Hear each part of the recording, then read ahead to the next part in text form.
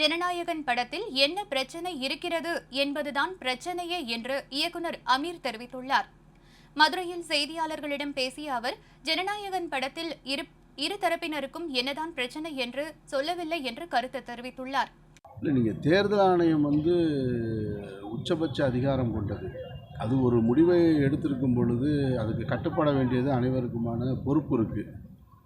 அதில் கூடுதலாக இதுக்கு முன்னாடி வரைக்கும் தேர்தல் ஆணையத்தினால் தேர்தல் நேரத்தில் எந்த படமும் நிறுத்தப்பட்டதாக எனக்கு நினைவில்லை.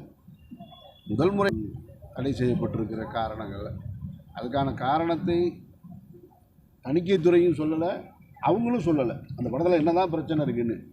விஸ்வரூபம் திரைப்படம் வரும்பொழுது அந்த திரைப்படத்தில் மைனாரிட்டி பீப்புளோட மனசு பாதிக்கப்படுவது போல காட்சிகளும் வசனங்களும் இருந்தது. அவர்களை தீவிரவாதிகள் போல சித்தரிப்பது போல இருந்தது. அதனால் படம் பார்த்தவங்க அந்த எதிர்ப்பு தெரிவித்தாங்க. ஜனநாயகத்தில் என்ன இருக்குன்னு யாருக்குமே தெரியாது. அது ஒரு ஹிடன் அஜெண்டாவாகவே தான் இருக்குது.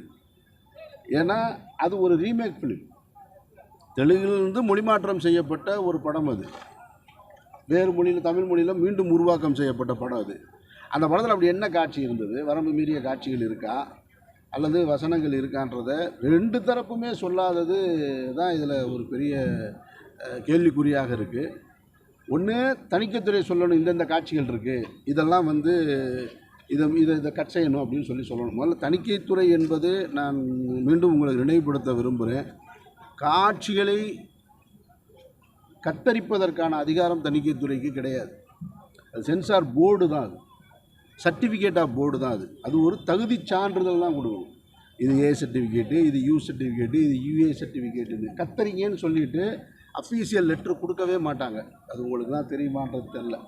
என்னுடைய திரைப்படங்கள்லாம் போச்சுன்னா இந்தந்த காட்சிகளை நீங்கள் கட் பண்ணணும்னு சொல்லிவிட்டு ஒரு ஒயிட் ஷீட்டில் தான் எழுதி கொடுப்பாங்களே தவிர சென்சார் போர்டோட அஃபீஷியல் லெட்டர்லேருந்து வராது. நீங்கள் பார்த்தீங்கன்னாக்கா சிகரெட் குடிக்கிற காட்சிகளுக்கு இங்கே தமிழ் சினிமாவில் சப்டைட்டில் போடணும். ஹிந்தியிலேருந்து வர்ற படங்களுக்கு மது அருந்துகிற காட்சிகளுக்கு எதுவுமே இருக்காது. ஆனால் சென்ட்ரல் போர்டு, பேருக்கு சென்ட்ரல் போர்டு, ஆனால் ஸ்டேட் கவர்மெண்ட்டில் ஒரு ரூல் இருக்குது, நார்த் இந்தியாவில், இங்கே தமிழ்நாட்டில் ஒரு ரூல் இருக்குது, நார்த் இந்தியாவில் ஒரு ரூல் இருக்குது. இதையே ஏற்கனவே இங்கே இருக்கிற திரைப்படத்துறை சார்ந்த தயாரிப்பாளர்கள் யாரும் கேட்டாங்களான்னு தெரியாது. அதனால் இது ஒரு சிக்கலானது. இதில் ஒரு அரசியல் நடவடிக்கை இருக்குது அப்படின்னு தான் நம்ம எடுத்துக்க முடியும். அது அவங்க தானே சொல்லணும். அந்த படத்தில் என்ன பிரச்சனை இருக்குன்னு சொல்ல மறுக்கிறது தான் பிரச்சனை. யாரை அடித்தவன் சொல்ல மாட்டான், அடி வாங்கினவன் சொல்லணும்ல, என்னை இதுக்காக தான் அடிக்கிறாங்கன்னு. அவங்களும் சொல்ல மாட்டேன்றாங்கன்னா நம்ம யூகத்திலே பேச முடியாது இல்லையா?